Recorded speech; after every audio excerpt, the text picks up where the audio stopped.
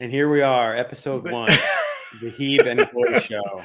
I was just laughing because that promo. Okay, I'm not from Oklahoma I know, because but if it's the most Goyish state I could think of.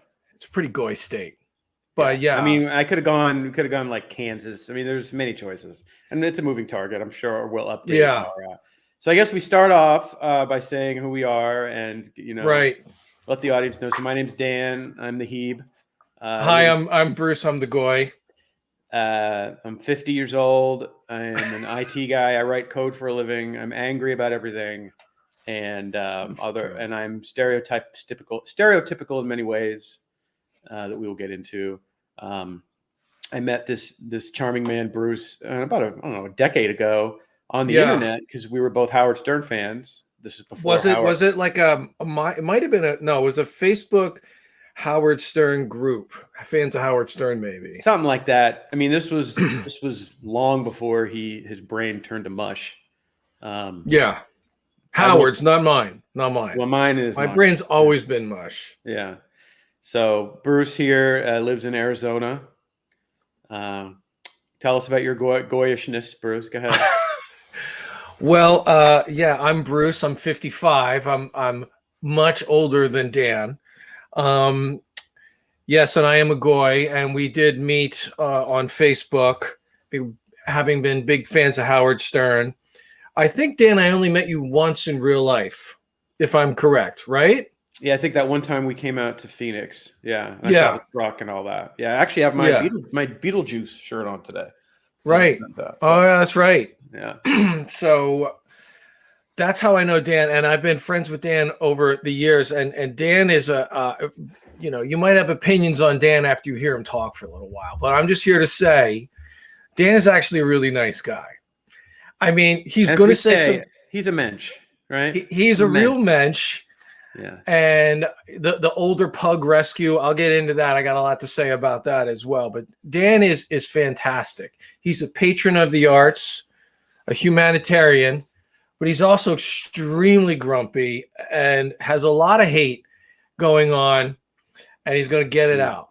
yes. You know, This is going to be. this could be cathartic for you. You Yes, know, yes, yeah. I need to but get it out. I live here in Arizona, and yeah, and this is the Heeb and Goy show, and I would be the Goy in this equation And because I was it's worth raised. mentioning too, not that our life paths very much dovetail into our differences too, because like I was your straight A student, went to an Ivy League school, got a master's degree, worked, Dartmouth, right? worked in a cubicle for a long time, Yeah, like just like by the other than the kids stuff, pretty much by the book, right? yeah. Whereas you, the Goy, went the opposite way. We ended up at the same place, interestingly. But Well, I don't know if the same place, but like definitely different life paths. Like I went to art school, then I drove to California and I played drums in an industrial band in the 90s for like 10 years. Then I was a mess. I've been clean and sober now for I don't know, 18 years.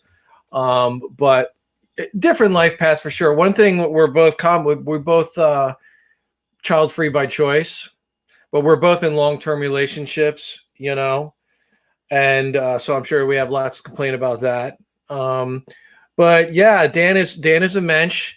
He's fantastic.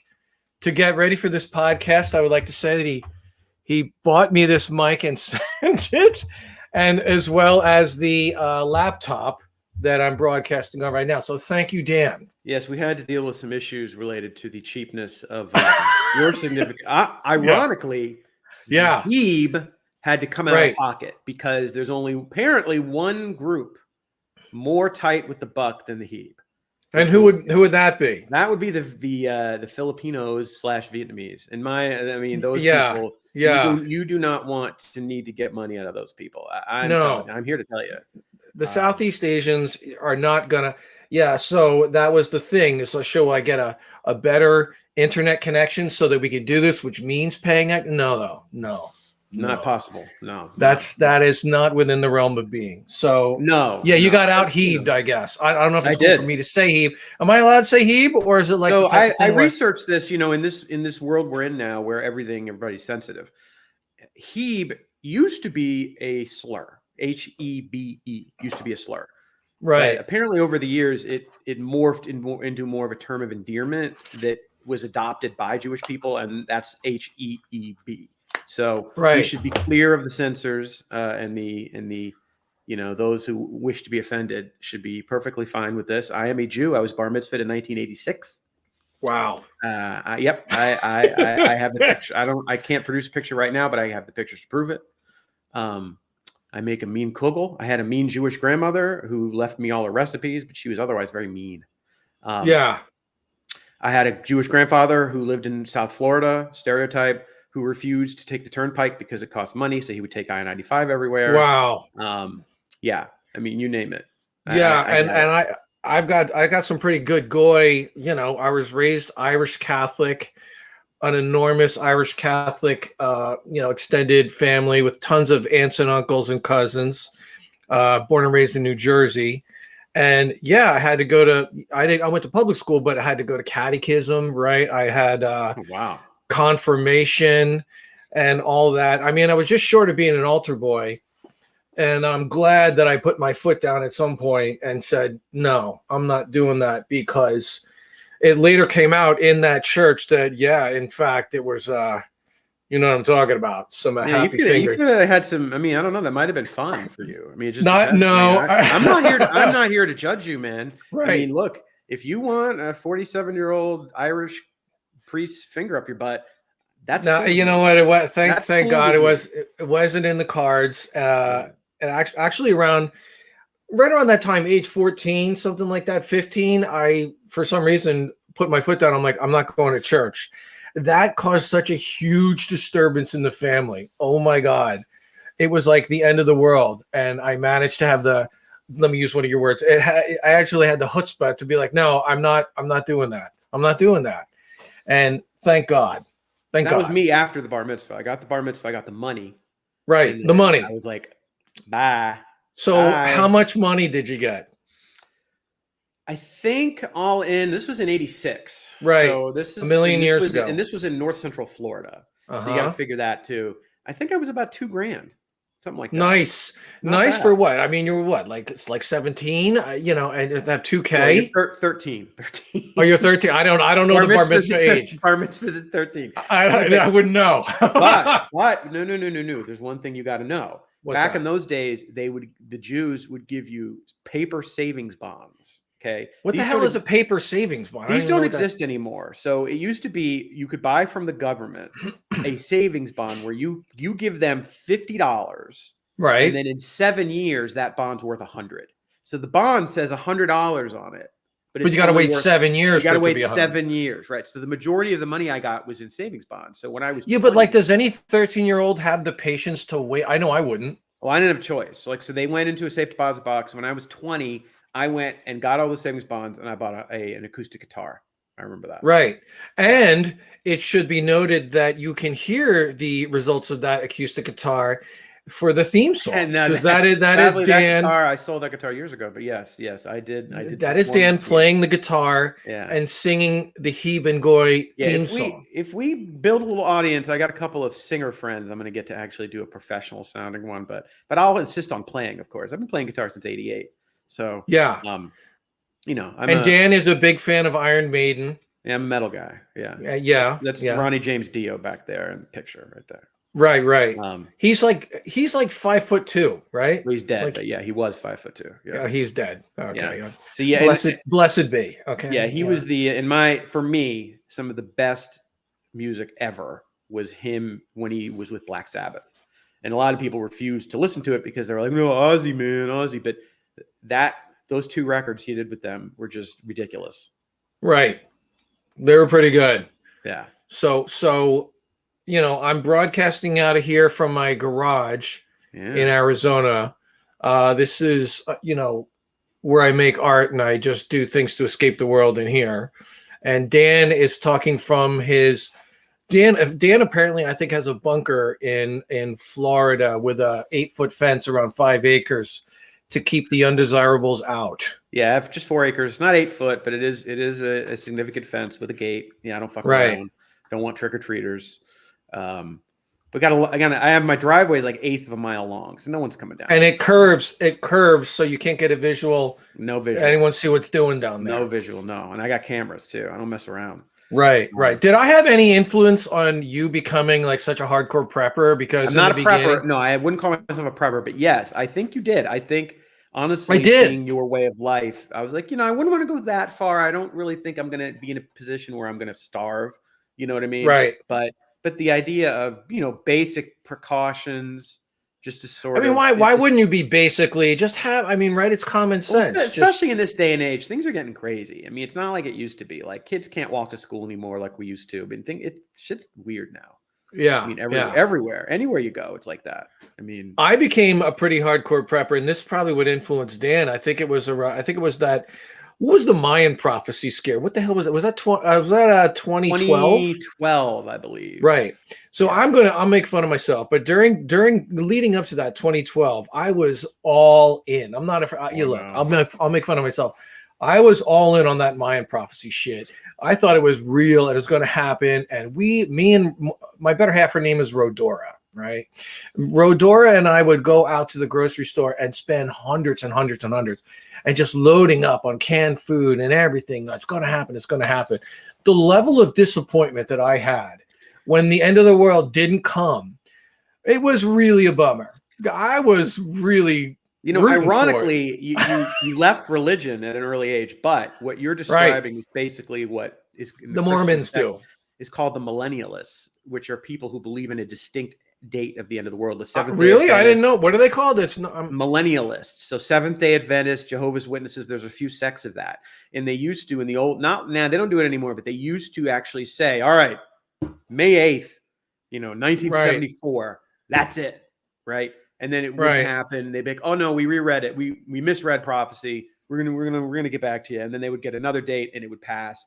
They've mostly stopped doing that, but Seventh Day Adventists and the Jehovah's Witnesses. Yeah. See, I that's interesting. I didn't know that because I thought it was mainly Mormons. I lived in Utah for a while. Mormons, and they have a whole thing where they collectively, I think, like in their church basement, they got shit, and they're always supposed to have a year of some. Like we would go to places in Utah to get like dry goods and stuff, and they were like Mormon-run prepper type stores. Yeah. And the fact that we walked in there, they were like, "What are you doing in here?" Especially when I asked for coffee, which is apparently a big fucking red flag for them. So Mormons are a little different. I don't know if they're technically millennialists. So they believe in a thing called the rapture, which they believe that Jesus is going to return, and then a specific number of humans, I think it's 144,000. There's a number. Are going to be just literally, they're going to just disappear. And you hope that you're one of the 144K. Yeah. And there's a bumper sticker, you might have seen it, that says, "In case of rapture, can I have your car?" Wow. So it's pretty funny. I like that bumper sticker. So Mormons, I was a religion major in college, so that's why I know this. But I don't remember if Mormons qualify as millennialists like the others. But Mormons tend to be super nice, and Jews and Mormons get along real well. So I'm not going to shit on the Mormons. No, I love the Mormons. Were always super cool with me. I lived in Utah for 10 years. I lived in Moab, Utah, this tourist town, and they would knock on the door, and they were called elders, which was funny because they're like 16 years old, dressed in the suits on the bicycle. They knock on the door. "Hey, you want to hear about?" I'm like, no. But I was never rude to them because they would always be pretty cool. The Jehovah Witnesses, on the other hand, I'd be super rude to them. Like I just, like at this, like I was sort of raised Irish Catholic, but now, Dan, how would you describe yourself right now? You're not a practicing Jew, are you? No. You never go to temple?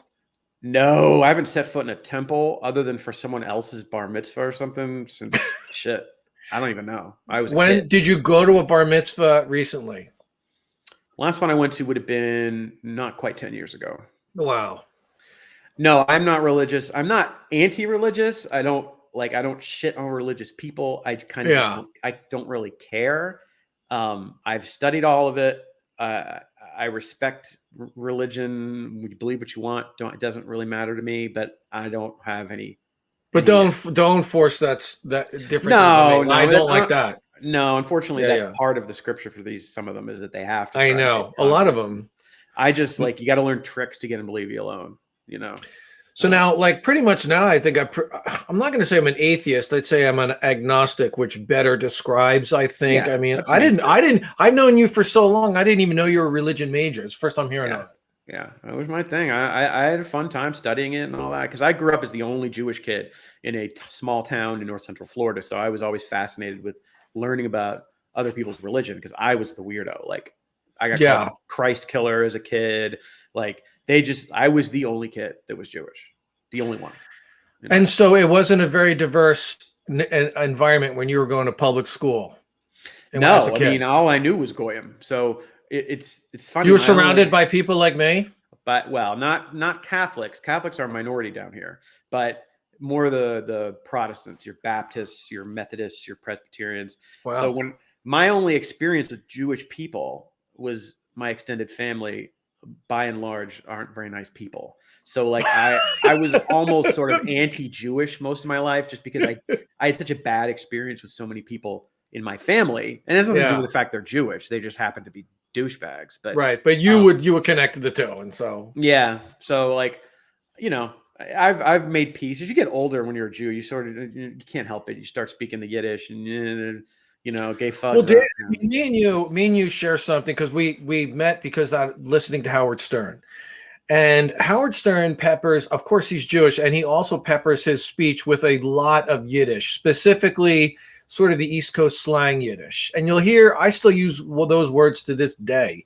Growing up, there were only like Irish Catholics and Italians growing up. It was a lot like The Sopranos, and there would be some Jewish people around as well.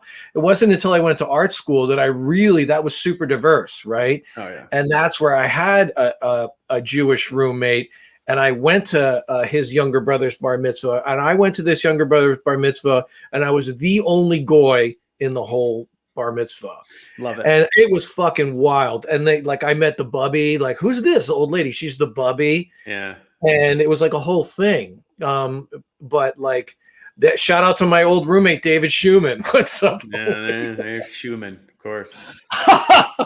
So basically, like housekeeping wise, so we're going to pretty much divide this up each week into 4 segments. We're going to do one on loose current events, something happening we want to riff on. We're going to do each of us is going to discuss what's annoying us that week. That's the name of a segment. It's called What's Annoying Me This Week. Yes. And then the last segment we're calling negative influencer, which is going to be shitting on a product we don't like. So it's the opposite of a influencer. We're trying to negatively influence you. And I think we're living in this negative realm. We're going to talk about things we don't like. We're going to complain about things we don't like. Oh yeah. Like this is going to drag my spirit down to the depths. No way, man. You got to get it out. You got to. It's true. Like a barf. You want to get it out. You got to get the poison out. Get the poison out. Thank you. So that's the plan each week. So I love it. Yeah. With that, why don't we move? We'll do mine first. What's annoying the Heeb this week? And Dan, what is annoying you this week? So there's a new thing that's been going on for quite a while now that you probably notice with any major company you deal with.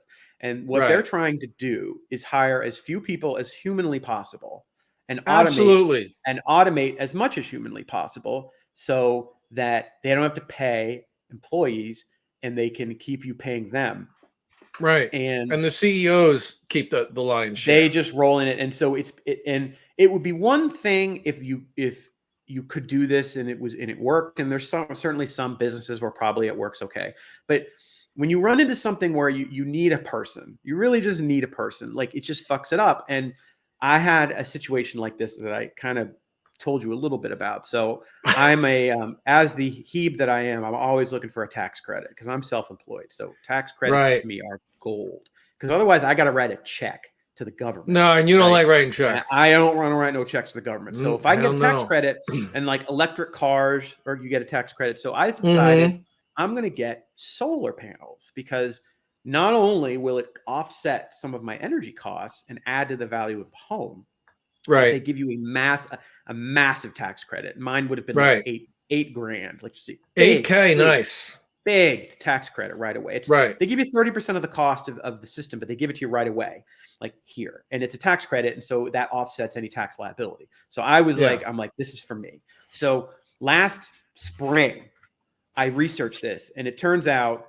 the company that tends to have the cheapest like solar panels is Tesla. And I'm like, well, I know Tesla. I have one of their cars, whatever. They got to be good, right? I Yeah. like their technology, and I'm like, how hard can this be, right? You're literally putting a thing on a roof. There's an inverter. The inverter goes back into the grid, and then you get a credit. You That's did it. not do this work yourself, by the way. Let me just clarify, because when you say that, oh, you get an inverter, you put it on the roof. Let me just tell the audience, Oh yeah, he had people that did that. But go ahead. well, this is permitted. I mean, you can't fuck with this. This is electric. Yeah, yeah. Like, you can't. Right. So anyway, the way their system works is you give them a little $100 deposit. They do a little study on your house and see how much sun you get and how much shade you have. That's all cool. That's all satellite. That's automated. That's fine, right? Yeah. Then they say, we're sending a guy out to do a site visit. He's going to look at your electrical box. He's going to look at your house, and he's going to take pictures, and we're going to evaluate and make sure we can do this job. Yeah. And or if there's going to be additional costs we don't know about. So guy comes out, does his thing, yada, yada, yada. We're good. I get scheduled. This is months now going by. So finally I get scheduled. You got your date. You're on the schedule. This is to get the solar panels? Yeah, when I'm on the schedule, that's it. They're going to come install it. They've gotten the permits.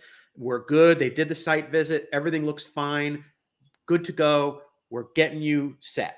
You were going to be, so they come, they say, look, the day of, we got to shut your power off for about 4 to 5 hours. So you got to make sure you're home. You got to prepare for this shit. It's a whole thing. Yeah. Okay. They show up. Guys are super nice. Hey man, we're here ready to go. The utility's going to come pull your meter. You're just going to shut power to your house. And then we have an electrician that's going to come who's going to do our work, which is basically taking the solar panels that we're going to put on the roof and hooking them into what's called an inverter that then feeds the grid. And then that is how you get credits. And because you're giving some solar power electricity to the grid, giving it back. Right. I get it. They start drilling in the roof.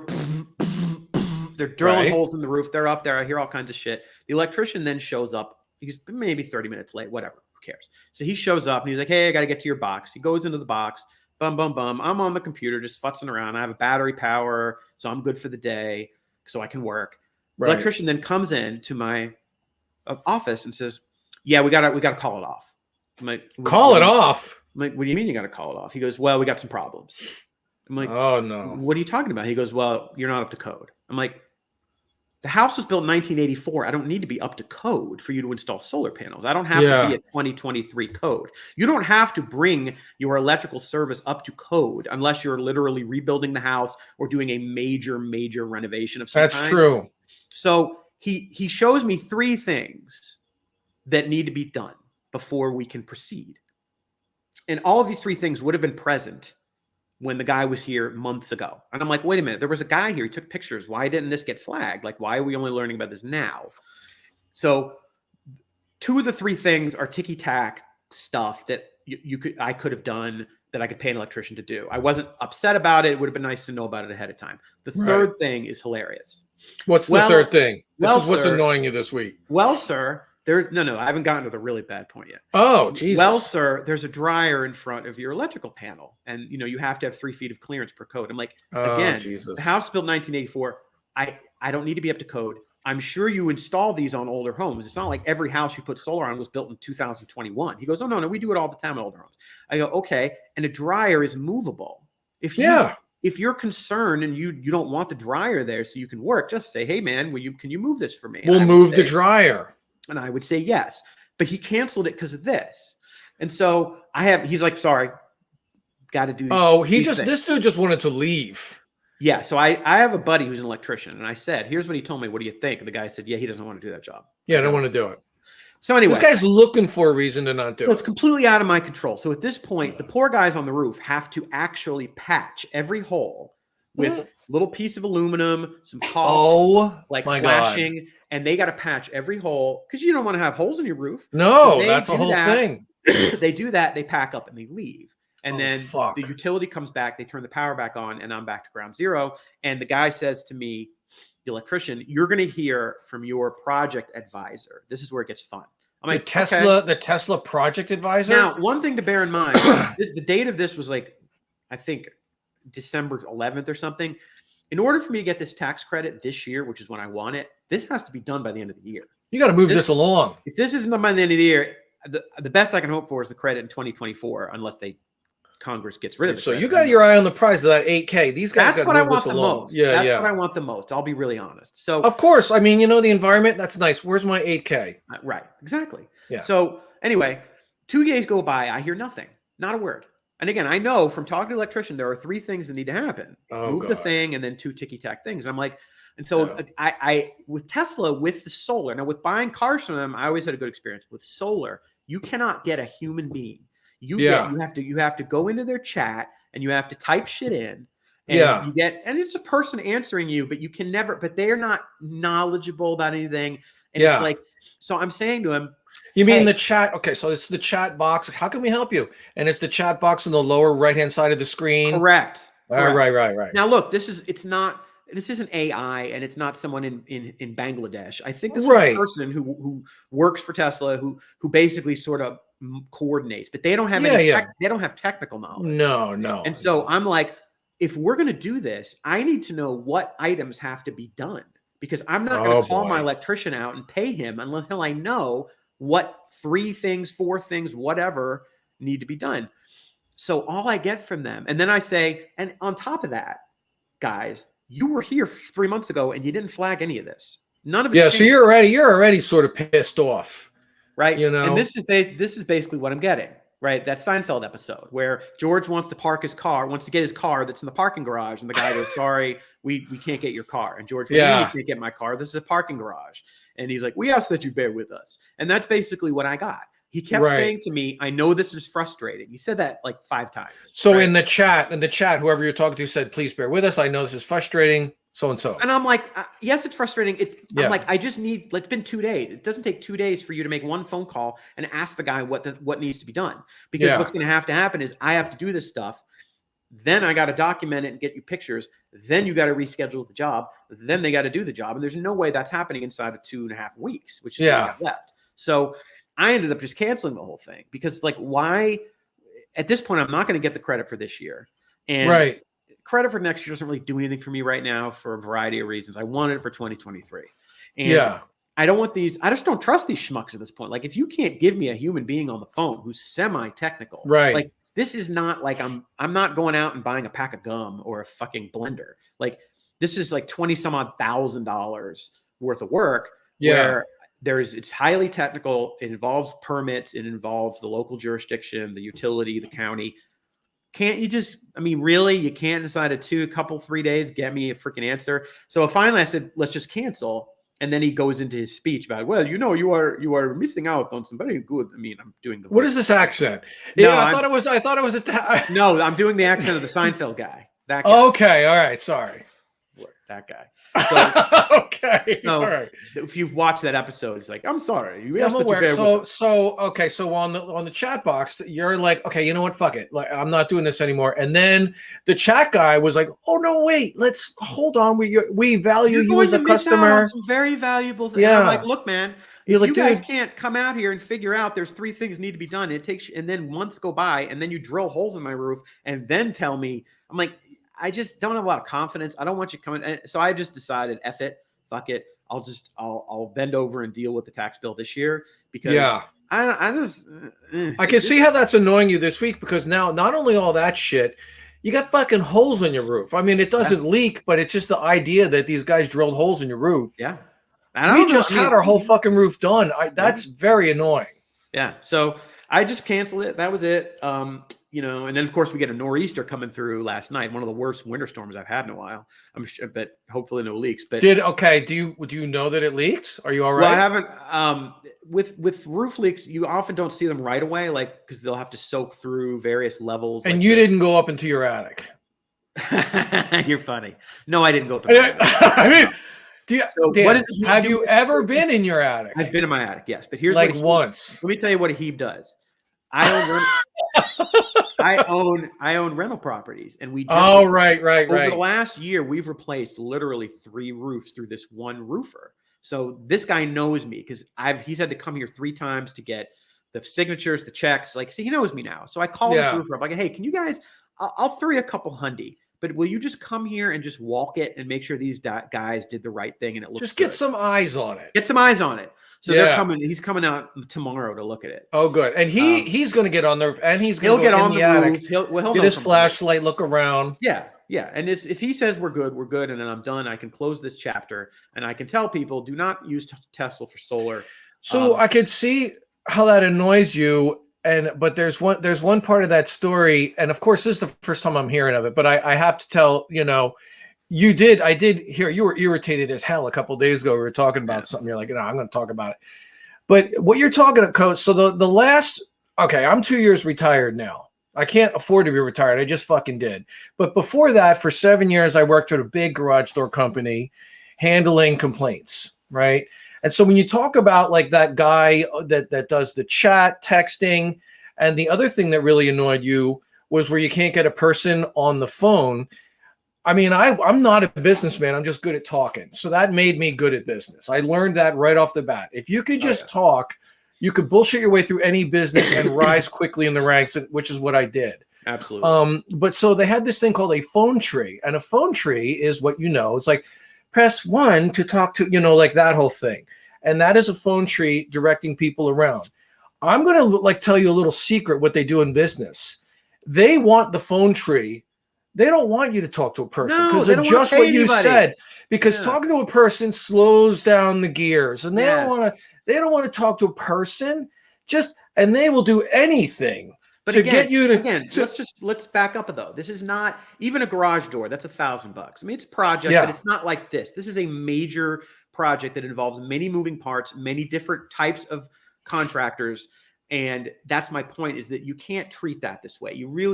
I think if I were to do solar, if I wanted to do solar again, I would find a smaller company where you're dealing with a fucking person who has some goddamn idea what has to happen and knows at least a little bit about technical stuff.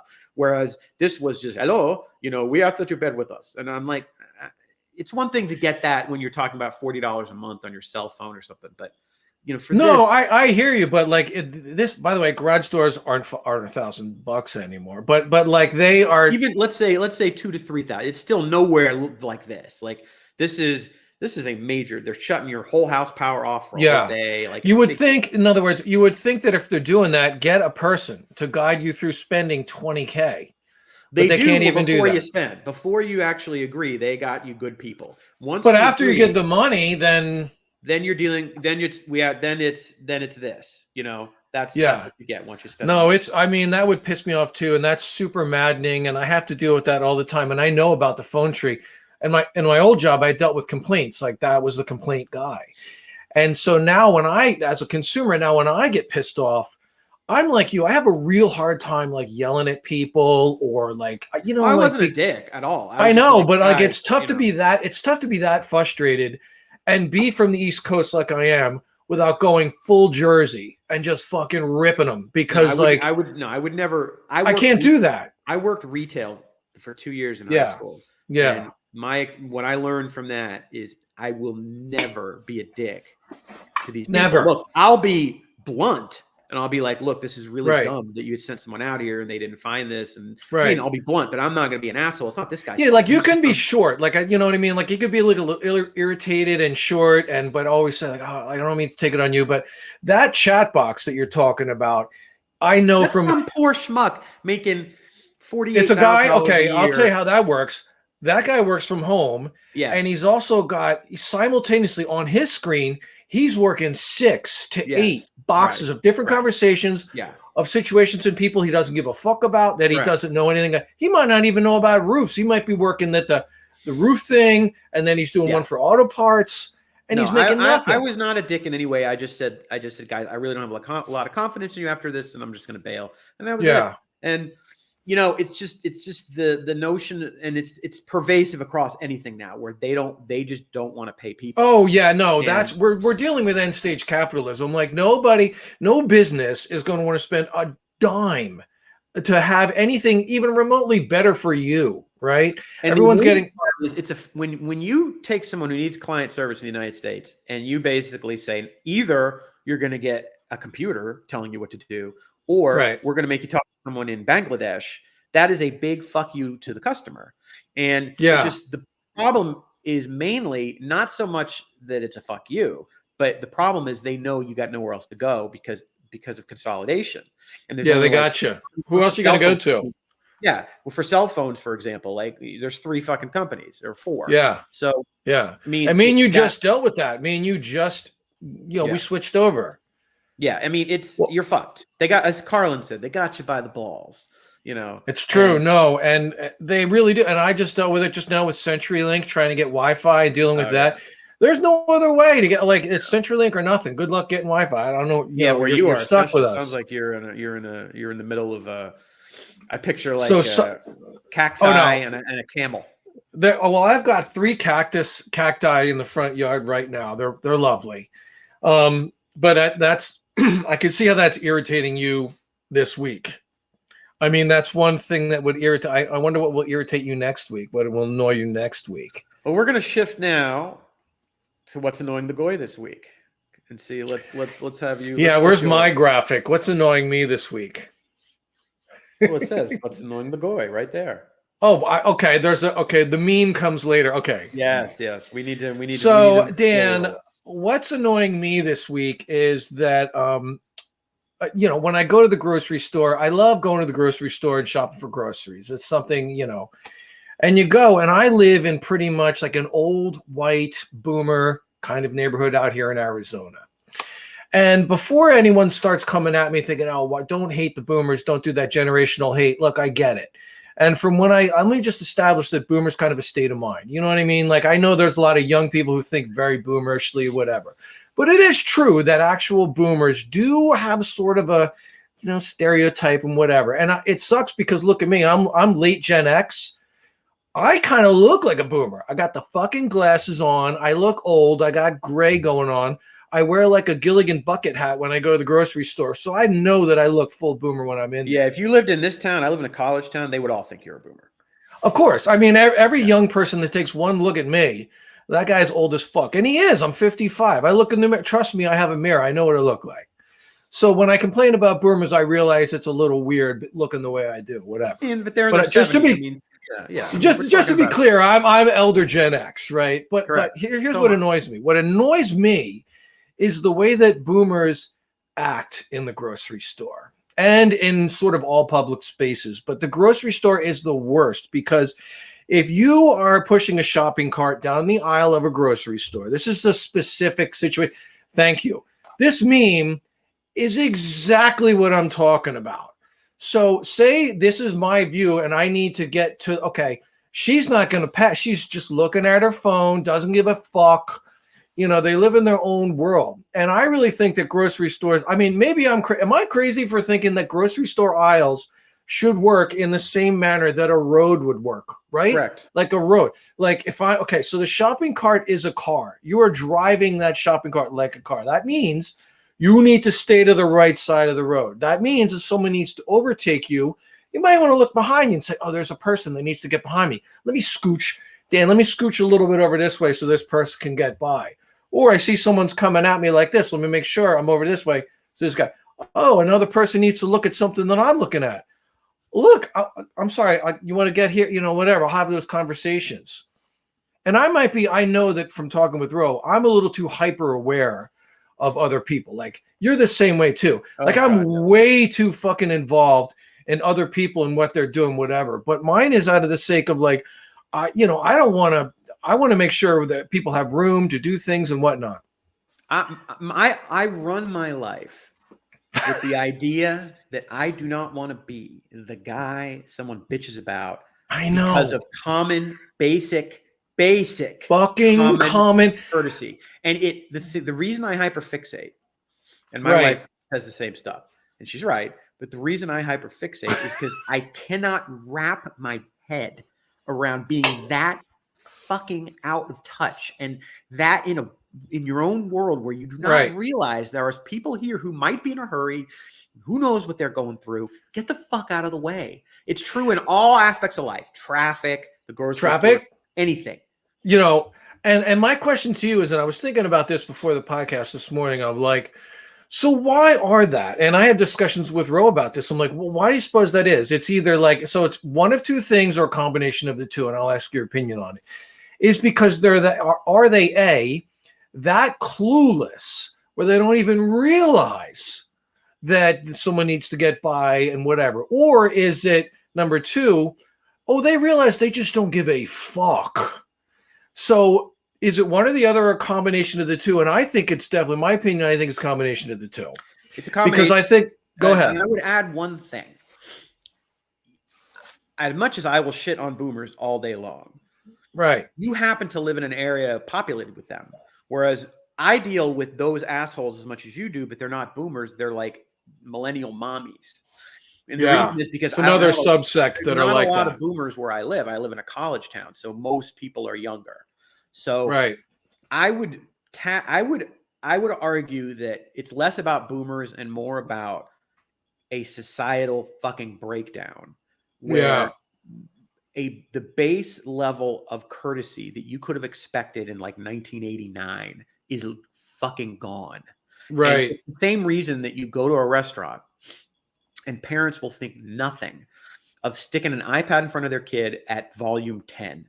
Yeah. And they don't give a fuck that there's other people there. They don't care. I mean, but just listening to the tone of this conversation, other people, devil's advocate, be like, you two sound like a couple of boomers complaining about other people's behavior. There's a difference though. We don't want to impede or bother. We want to be seen and not heard. Like we remember as a kid, we were told you need to be seen and not heard. Well, see now, dude, this is total Gen X characteristic. I just do not want the focus to be on me. No. You know, no. I do not want to get in trouble. I don't want to cause anyone else any grief. That's why when I'm in the grocery store, I'm hyper fixated. Like even Ro will not, she's like, I'm like, this guy, watch yourself. Like if Ro is holding the shopping cart and she's looking at stuff, she's not hyper fixate. I'll tap her on the shoulder and be like, bro, this guy's got to get by. This guy. And it's like, I'm over the top with it. You know what I do? She's like, she's fine. I'm like, no. I have a trick at the grocery store for this exact What's that? If I'm going down an aisle and I don't think I know 100% what I want where I can just grab it and be done, I leave the cart at the end of the aisle and I just walk down. And that way, that's a good move. Because if you're standing there just it's hard to move people's way. So what about this move? I'm sure you do this as well. If I go down an aisle and I start to turn down an aisle and it's like super crowded, it's like the canned food aisle, it's like super crowded. I just say, you know what? Fuck this aisle. I'll come back later. Yeah. Oh yeah. 100%. If there's a lot of people, I avoid it. If I see an empty aisle, it's like finding a $10 bill on the ground. I get it. You know, and that determines, like a lot of people go to the grocery store and they'll either go up and down every aisle like a snake or whatever. Not me. I sort of will go in just randomly. Like it's a random. And I just like if I see an empty aisle, I'm going there. Yeah. Like, no, that's the same. Yeah. I don't have a plan. I look for where the fewest people are. I'll generally start in produce because there's a lot of room there. It's not an aisle. So like I'll start there every time, but then after that, it just depends on. I'm the 100% same. I want to get in. I want to get out. Like you're right though, because it is. Look, I live in a heavy boomer area. It's nothing but old white boomers, like 100%. Like I'm the young person around here at 55, which does make me feel good. I'll be honest. I'm like the young person in the neighborhood. I'm the young person in the grocery store, and it feels good. But like it is like a type of a thing where like, as I was talking about earlier, like what's the reason that they do this? Is it because they're clueless? Is it because they don't give a fuck? I have a third reason, a third theory as to why I think it is. And it's because of fucking privilege. It's because of either white privilege or elder privilege. I'm not sure either one. But it's like, why do the mommies do the same thing though? I mean, I can't speak. I rarely, you know what? I rarely run into like a single mom with a bunch of kids. I do. Okay. So I'll go to the Walmart. I know you don't like going to the Walmart, but I go to the Walmart and I see that a lot. And you're right. Like the single mommy that is just like completely, she's got like 8 kids running around and she's on the phone. The kids, like, she don't give a fuck.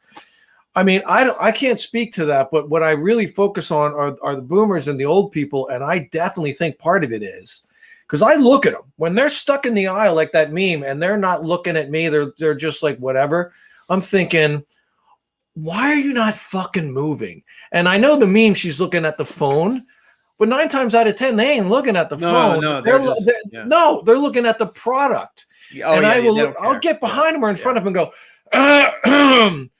and then they go, oh, excuse me. And I'm like, bitch. See, maybe I'm being too nice, but like I would attribute that just to being old.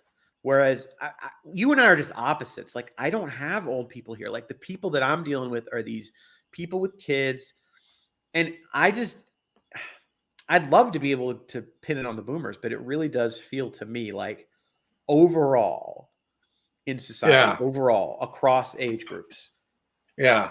People, the level of just the base level of courtesy that you could expect like when we were kids. I know. Okay. I know where you're going with this. And I have feelings about this too. So basically in society, again, we're going to probably maybe sound like boomers just talking about this kind of thing, but I think it's true. Like basically we think there's me and there's we, right? Yeah.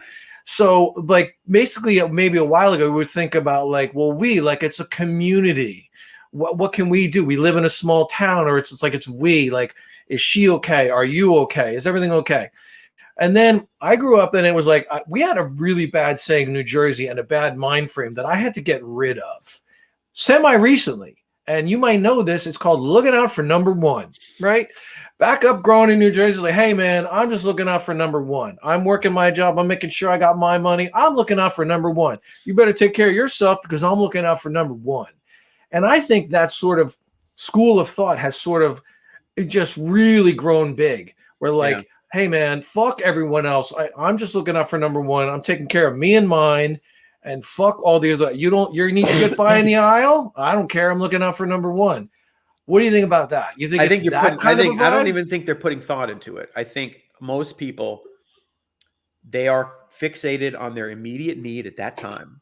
And that is all that matters. When you're in a restaurant and they have a child and they don't want to deal with the child, they're going to put an iPad in front of that child at volume 10 if that's what they have to do, because they didn't bring headphones. So that's what they have to do. That's what they need to do. If you don't like it, oh, well, that's what they need right now. And that's kind of what it is. And you see it everywhere in traffic. You see it at the grocery store. You see it anywhere you go.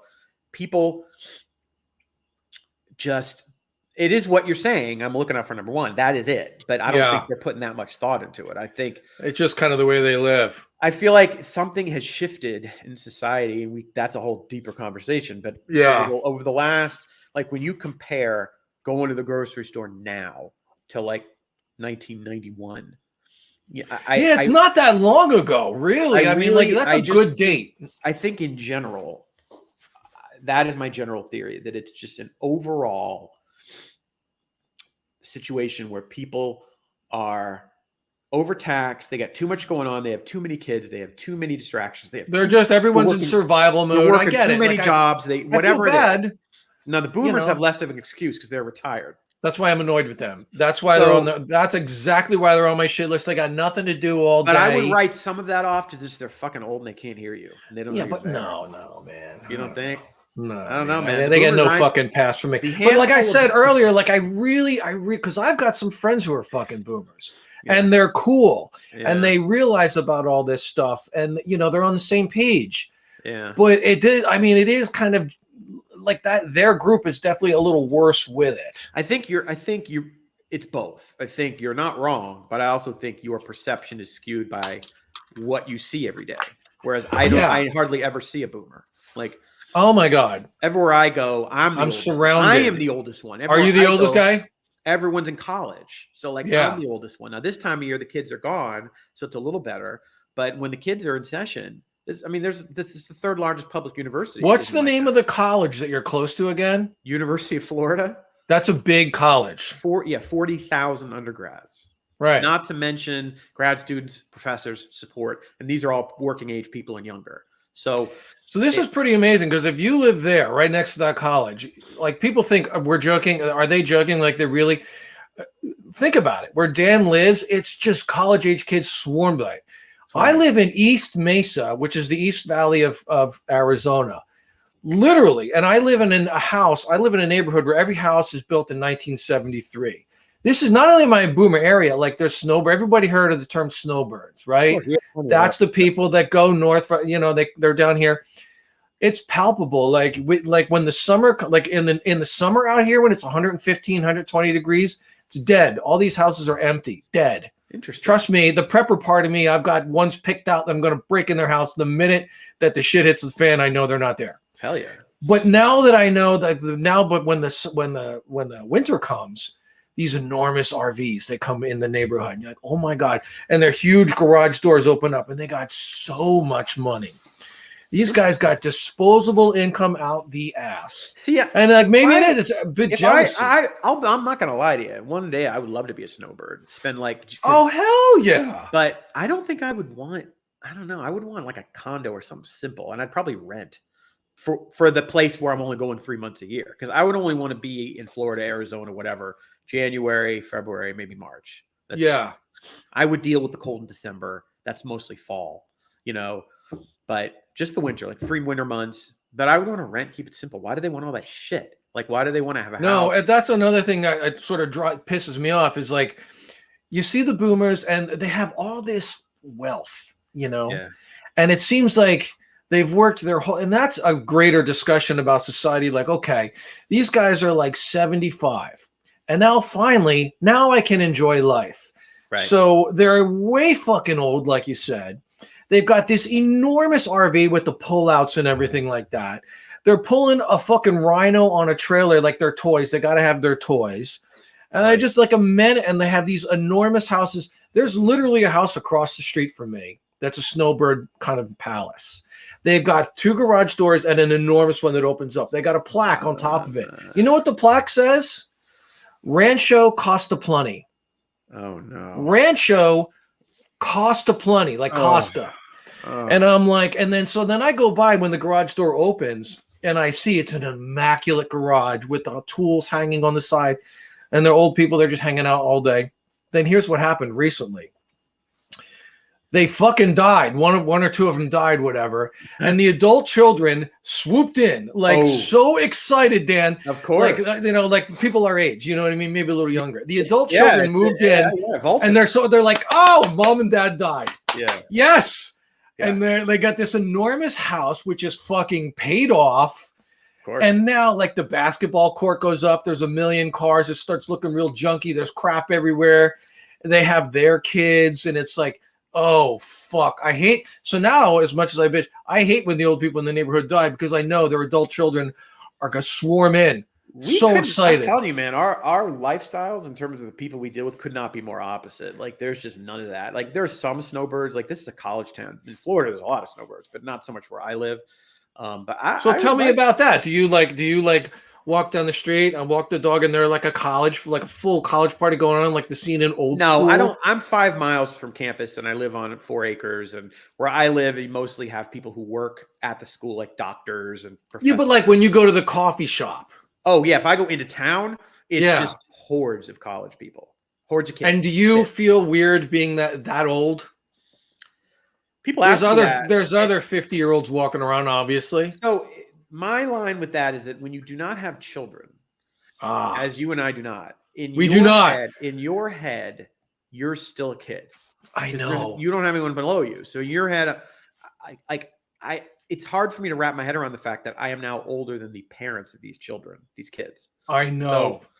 So it's like, it's almost like I'm in the third person. I can see myself, right? I don't know. It's weird, but I don't know. It is what it is. I don't care. You touched on something bigger, which is true. Like I really, if I walk around and I don't pass a mirror for a little while, you know what I mean? I'm like, oh yeah, I'm young. And I started thinking to myself, or then I'll pass a mirror, or like I'll bend down and my knee hurts or some shit. And I get really reminded, I'm like, oh fuck. Or someone like introduces me to their parents and they're like 40 years old. I'm like, fuck. Yeah. You know, something happens and it's like, I'm fucking 55, bro. Like, what a horror show. And like, sometimes it's tough to deal with. You know, like you're only 50. You're nice and young at 50. I have a coworker who just turned 25. Oh my God. And she's super nice. And I messaged her and I said, when I was 25, Bill Clinton was president. Yeah. Dan, if they had a thing where what would you give to be 25 again? And like if there was like a real thing, would you like give like that old saying like I give my left nut to be 25? No, see, again? for me, for me, the ideal decade is your 40s because Really? you're young enough to where your things aren't breaking down yet. You're mostly healthy. Yeah, you have to make some pains, but it's not too bad. But career wise, you're in good shape. You're mature. The thing is, I mean, when I was in my 20s, I was a fucking mess emotionally. Yeah. I mean, So that's your age. If is you were nice. able to pick an age, you go 40. That's your age. Like, Yeah, hey, I think gun I to would the want to head. do that forever. We're sending you back. Yeah. 40's the age. Yeah, I there's certain good things about being in your 20s, of course, but all in all, no. You know what age mine is? Especially as a guy. Right. As a guy, things are much easier in your 40s than they are in your 20s because no one is interested in the 22-year-old unemployed guy. No one gives a fuck about you. No one cares. No one gives a shit. Who cares? Hi, whatever. But a 22-year-old girl, everyone likes them, right? Unemployed. Oh yeah, we're gonna. By the way, that's a teaser because we're gonna have a whole different podcast. Yes, in a future episode, we had a future episode. We have a guest. We're gonna have guests, and we're gonna set them straight. We're gonna give them some knowledge. We're gonna give them some knowledge about how the world works, and we're getting them some really good advice. Yes, to make it for them to benefit themselves. About this topic, about how in your 20s, as a guy, things are not as rosy, but as a girl they are. But when you get older, it gets tougher for women and easier for guys. It's just how it is. I'm not bragging. I'm not happy about it. Right. It is. You said you would pick 40 as your age. I think about this. I don't want to. I'm careful. I try not to think about this too much. I don't want to be like the scene like Uncle Rico from Napoleon Dynamite where he like lives in the 80s, right? Right. And it's very, very dangerous to sort of live in the past and to this sort of toxic nostalgia because that's a bad place to be in. It really is. That said, 27. Fucking 27 was the shit, dude. The shit. You're 27. You're like enough of an adult where like, you're just pulling chicks and you're like, your body's in good shape and you could rail down cigarettes and run up a flight of stairs. No fucking problem. True. So that's my age for me. I like 27. Yeah. I mean, I've been in the professional world for forever, and I just know that it's a lot easier at 40 than at 27 when you do what I do. I've rarely been professional. Yeah. So you and I had opposite ways. But I think if you take career out of it, I would agree with you. I think then I would say. Yeah, you take career out of it, 27 is pretty fucking rad. Yes. So anyone that's listening that's 27 right now, you better fucking appreciate that shit. It flies by. Mm-hmm. Because then you look in the mirror and you'll see this. Yeah. That's not fun. Yeah. All right. We're going to move on to our next segment now called Negative Influencer. So, negative influencer. Again, Dan. So, what is a negative influencer? Well, guys like you and me could not be internet influencers because we don't have charisma and we hate most things. And we're not good at like, hey, check me out. To be an influencer, what he's talking about is like when you see on TikTok or Instagram, it's like a young person that's attractive. Oh my God, I love sparkling ice. It's so good. You got to try the new flavor. You got to try this new flavor of black raspberry. I love it so much. You got to get it. And then it'll boom. And then you know what? That person will get a couple cases free of this shit and maybe $100. Yeah. Right. If they put out content pushing this product, the company kicks them a few shekels down, and that's what they do. And it's like, Dan, I did my research before we're talking about this. I even discovered a new term called a micro influencer. You could be a micro, like 5,000 followers. Yeah, and those people don't get any shekels, but you'll get the free product. Yeah, you get little bennies. So yeah, we're doing the opposite of that. What we're going to do each week is we're going to pick a product that we hate, and so I'm going to start, and this is mine. You're going to laugh. Deodorant, Dan? Deodorant? Really? That's what you're going with? Yeah, but hold that up closer to the camera so people can read what's on it. So, okay, I got hornswoggled a little bit because this was on a buy one. Excuse me, hornswoggled? Hornswoggled. Now, that's a new one even for me, buddy. You're going to have to explain that. I got roped in. This was a buy one, get one at my grocery. And it being a Heeb that I am, I'm like, oh, because I don't care what deodorant I use. I just don't want to stink, right? Right. I buy this stuff, and as a kid, I always used Speed Stick. I loved it as a kid. That's a good brand. Remember that green fucking nuclear I green? still buy the fucking green Speed Stick. Yes, it works fine. So yes, I saw this and it says 0. Like, oh, 0. Well, that's good. No. What does it say in small letters underneath that though? 0 what? I can't read it. You tell me. Aluminum and alcohol. 0 aluminum. Right. Aluminum. You need the aluminum. Aluminum chlorohydrate is the main ingredient in deodorant in antiperspirants. Okay. Right. So when I was, this will come up in another day, but my first marriage was to a girl who was very close to her mother, and her mother was a insane hypochondriac, and she would avoid any chemicals of any kind in anything. And I used to learn. When I came out of that marriage, I was married 5 years the first time. Oh I knew every goddamn chemical, because this woman would go and she would find, well, I can't have that. That has sodium lauryl sulfate. I can't have that. It has aluminum chlorohydrate. I'm like, who the hell knows all this shit? So anyway, this doesn't have that. I'm like, okay, what the fuck? How bad can it be? I've never really had a BO problem. So I'm thinking, it'll be fine, right? It'll be fine. It'll be fine. So, and it feels pretty good. So I start using this stuff, and it's how long ago? When did you buy that? 48 hours, they say it works, right? Right. So this was a couple months ago, and I just remember at the end of the day being like, you were humming. I mean, it didn't smell terrible, but there was a definite BO, and I've never really had BO.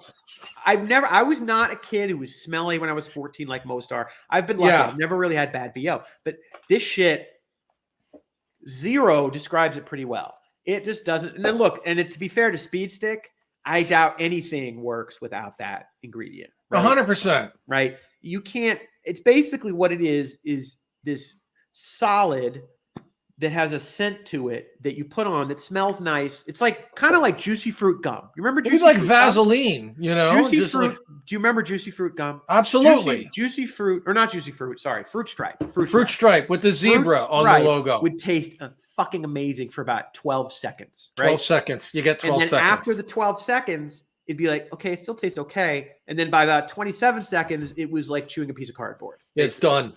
Done. That is this deodorant. But so it says 48 hours. It was more like 4.8 hours tops.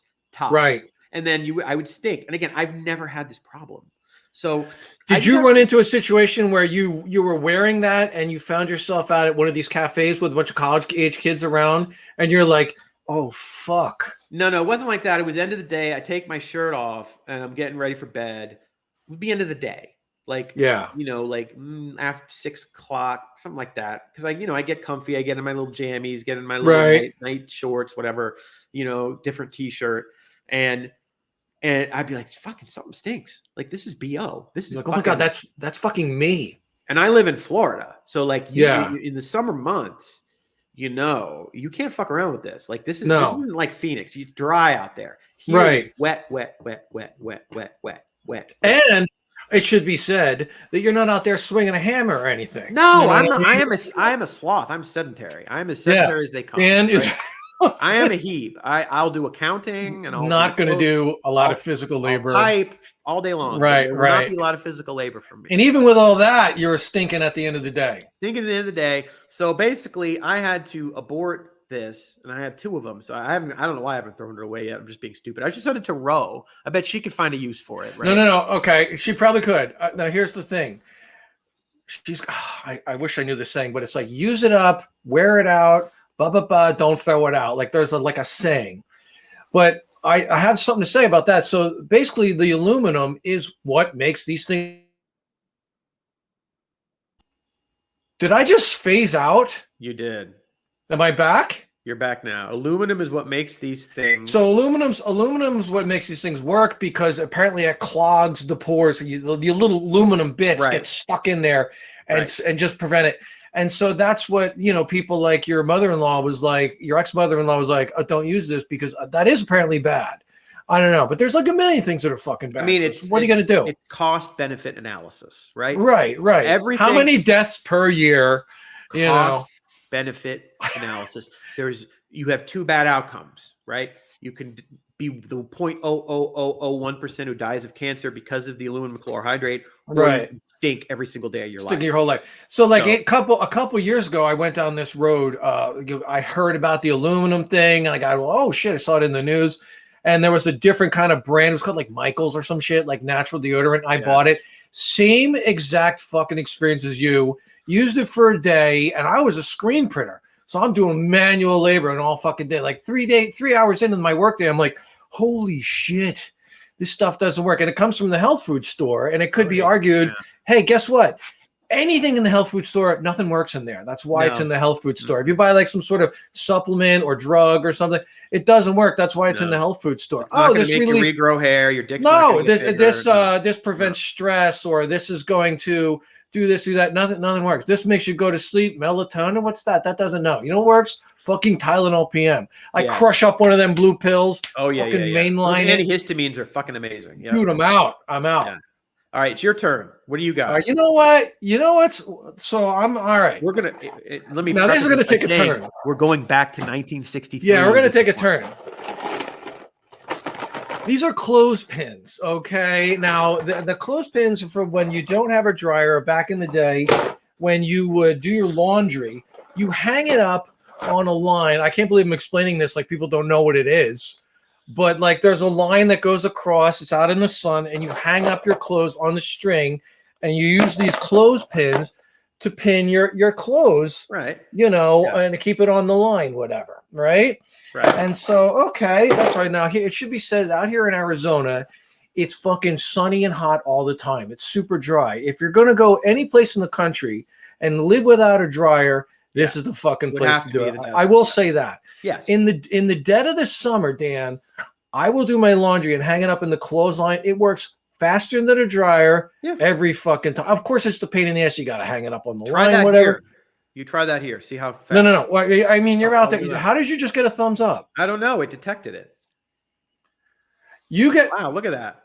Look at this. Cool. How come when Dan gives the thumbs up, it's a big celebration? No one gives a fuck. Well, we're still figuring this shit out, but I'll make sure to turn that off. I don't want any positive shit coming out. No. It should be only frowns and negativity and rain, like a rain cloud should be over your head, whatever. That's correct. But anyway, so out here in Arizona, when it gets, I do my laundry, I hang it up on the line, and quite frankly, I know we could buy a dryer. I got the money to buy a fucking dryer, right?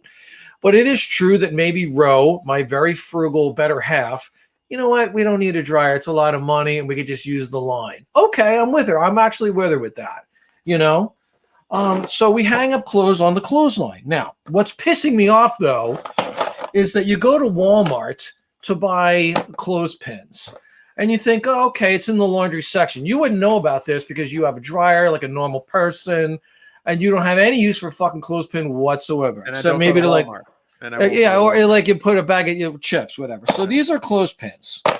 And let me hold one up to the camera so you can see what it is. Clothespin is a wood, right? And it's got a piece of metal in there with a spring that makes it like close and shut. Okay, now that's whatever.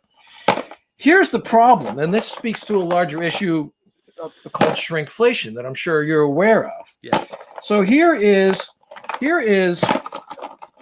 It also should be said that I go to abandoned houses all the time and look for art supplies and look for sculptures and stuff, and I find old things. So I've been finding old clothespins from the 50s. Now check this out. This one is a clothespin from the 50s, and one is a clothespin that I bought at Walmart recently. Yep. And you could probably guess. Look at the thick gauge of wire. Yep. In the one from the 50s. Oh, sure. Right? Now look at this. Yep. The size, the thickness, the width. All this. We're two dudes talking about size, thickness, and width. Girth. Look at the meaty girth and power that this one has. Thick. Yeah. Thick one. This one. So what pisses me off is I buy the cheap clothespins, but boom, done. Look at this. Oh boy, you put it up. Oh, done. So and that's not even the worst thing. Then they make these plastic ones. Ooh. And they make these plastic. Oh, done. Look how easy, Dan. It's like, yeah, dude. And so like I'm hanging up my clothes. You put a pair of jeans or something on there. On the ground. On the ground. The scorpions are getting it. Yeah. So, but then you get the one from the 50s. Look at this fucking, boom. Look, Yeah. look, listen to this. Uh-huh. That's the fucking Yeah. spring. Yeah. It's Oh, so yeah. beefy. Yeah. So that You is could what I pretty mean. much Look, circumcise someone with that. so Yep. I know. I mean, look, look. This will hold up a pair of jeans on its own. Of Now, course. I don't know. Maybe people are making fun of me for being that pissed off about clothespins. Maybe it's kind of weird. I get it. I'm not the most normal person. You know, it's interesting that you bring that up too, because on the subject of dryers and appliances, Yeah. that is another thing that has happened too, is that when we were kids, you could buy a dryer and it would last you a decade. Oh my God. Easily, right? Right. Now, it is my guy I got an appliance guy. He owns a Right. little mom and pop appliance store, and he flat out said to me, there is nothing I can sell you that's going to last you more than 5 years. Period. Unbelievable. He said, What do they call that? Like planned obsolescence. What's the yeah, word? well, it's like what Apple does with the batteries, right? Yeah, He yeah, the said to me, he iPhones. said there's a couple of brands that are manufacturing washers and dryers like you would used to get in the 80s with the big plastic drum and the Yeah. mechanical shit. He said they're being branded as commercial now. You can buy Oh. them, but they're more money. But Yeah. those will last you 10 years, right? Yeah. So I have pigs and dogs and I got everything. So we buy expensive washers and dryers because I don't want to replace it every fucking 5 years. Or 2 Yeah. years. But it's true. Like, so you kind of can't win. You're either getting fucked on the dryer that breaks No. down in 2 years, or you're forsooking a clothespins or You know, so yeah, so now I'm like, I think, Dan, I think I might be like a little OCD. I'm not sure, because now I'm like literally focused on clothespins. If I go to like a thrift store or fucking any place and I see that they got the big thick clothespins, Rose's been with me. I get super excited. I'm like, look at those fucking clothespins, whatever. And then so because like the little ones, so then here's the shitty Walmart ones, right? Shitty Walmart ones are right here. And it's got the super thin gauge, whatever, and they come right apart. They're super thin. And you got to buy a pack of these, and they're not cheap either. You'd think, oh, clothespins? But no, it's like fucking $5. And it's the thing cheap to me, Bruce. It's totally not cheap. So $5 for clothespins, and then you get maybe like 50 of them, and you take them apart, and they literally underneath my clothesline, there's bits of them on the ground. And Ro is like, what is that? And like they're all over the ground and stuff. There's probably some schmuck on eBay selling those, like from the 50s. There is. Okay. So, but then you got to, but like anything else, you got to really pay for it. Yeah, but you get what you pay for. You're getting clothespins that won't break. Yes, but so now I'm ahead of the game because I've got an excellent clothespin collection now at this point. Like I'm good. I just like to bitch about it, especially these fucking plastic ones. I thought, what the fuck? Like literally. Worthless. It's done. Like you can't even fucking repair it. And the other one too. Whereas there is not a clothespin in my house, not one. Like I do not own a clothespin. It reminds me of that Fletch line. Do you own rubber gloves? I lease. I have a lease with an option to buy. So that is that irritates the hell out of me. And I was going to choose a different topic for this. I was going to choose string beans that have too much like wood in them, like too much like stems and stuff. But like, I'm super passionate about the clothespin situation. So I thought I would talk about it. Well, that's pretty much going to wrap us this week. I think we had a good old time, We did. We did. I think, next week we're going to, instead of having the intro, we're going to talk about some lame current event, something we'll complain about. Mm-hmm. And, it's gonna be fun each week coming up with just shit that annoys me. It's easy, but it's easy. It's easy and fun. I mean, I know, but like when I first met Dan, I was way more. Let me just say, I was like way more negative and hateful when I first met Dan. This is true. Mm-hmm. And as human beings, we always are changing and growing and doing things different or whatever. But I try not to be. And I was a complaint guy for a really long time working for a business. So I lived in this really negative, dark place for such a long time. So I'm not really there anymore, but I still got plenty left over to complain about the fucking this and the boomers in the grocery store. There's no shortage. Well, you got to get me that logo too. So I got to do the logo. That's going to be my complaint next week. You're going to complain about Bruce not is drawing the artist logo. of us, and he's got a logo, and I'm going to put together a little website. The logo, the logo will be ready by the next time we do this. Yes, very excited. Yeah. Well, I appreciate the Heeb Goy show. if you've gotten to the end, you must have nothing else to do. But we hope to build a little audience and have some fun with this. And otherwise, It's going to be a weekly show, right, Dan? a weekly show. We're going to start by recording them. Eventually, we'll do some live stuff. And I think what should be our send off? Should we have like a Yiddish send off, like a So, gay okay, cock and let off me and ask you yon? then. Let me ask you that.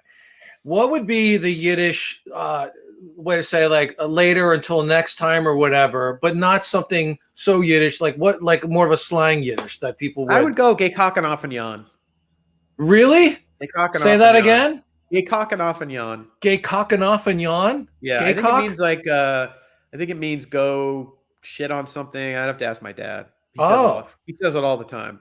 gay cocking off and I don't know what the And goy the thing goy one would be like a very like wholesome saying, y'all like, come back now, you no, hear? I am not doing, no. There's no southern. Yeah, you got There's to do not an northern ounce of that goy. in me. You got to I'd do have to go East forget Coast and about be it. like, Forget about I'd it. be like, I'll see you later, or go with Hasta la God, or vista, baby. blessed be, Uh, I don't know. I think it's like blessed be, blessed and favored. blessed be. Blessed be. All Thoughts right. and Well, blessed prayers. be everyone, and gay cock and off and yon. And until next Mhm. time, this is the Heeb And this is the Goy signing off. signing off. Later.